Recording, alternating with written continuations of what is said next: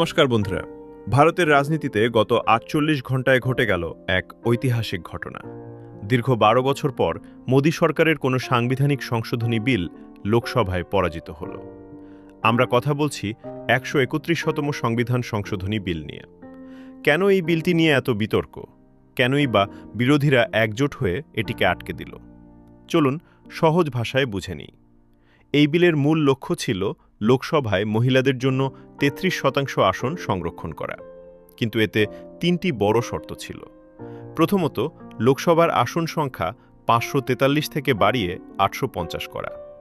দ্বিতীয়ত, ২০১১ সালের জনগণনা অনুযায়ী সীমানা পুনর্নির্ধারণ বা ডিলিমিটেশন করা।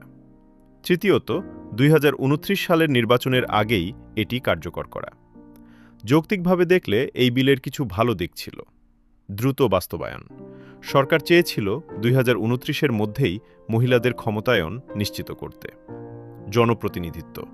ভারতের জনসংখ্যা বেড়েছে, তাই আসন সংখ্যা বাড়লে সাধারণ মানুষ তাদের এমপির আরও কাছে পৌঁছাতে পারতেন।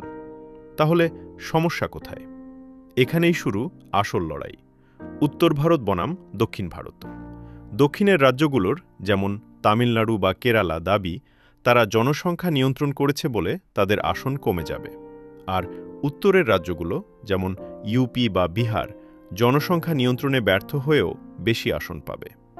বিরোধীদের মতে এটি মহিলাদের ক্ষমতায়ন নয়, বরং রাজনৈতিক মানচিত্র পরিবর্তনের একটি কৌশল বা ট্রোজান হর্স। ভোটাভুটিতে বিলটির পক্ষে পড়ে ২৯৮টি ভোট এবং বিপক্ষে ২৩০টি। কিন্তু এটি পাশের জন্য প্রয়োজন ছিল ৩৫২টি ভোট। ফলে বিলটি বাতিল হয়ে যায়। এখন প্রশ্ন হল, ২০২৯ সালের নির্বাচনে কি মহিলারা তাদের সংরক্ষিত আসন পাবেন, নাকি অপেক্ষা করতে হবে আরও দীর্ঘ সময়? আপনার কি মনে হয়?